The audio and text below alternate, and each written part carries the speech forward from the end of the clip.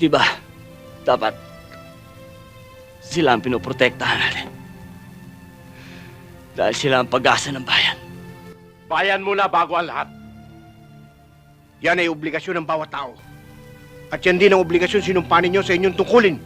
Kailangan mahalin ninyo ang bayan. Eh yung obligasyon ng bayan sa atin.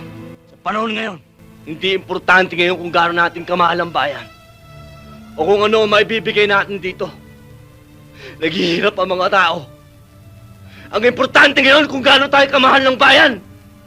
Kung ano ang maibibigay sa atin. Ang bayan, nasa itaas. Ang mga tao nasa ibaba.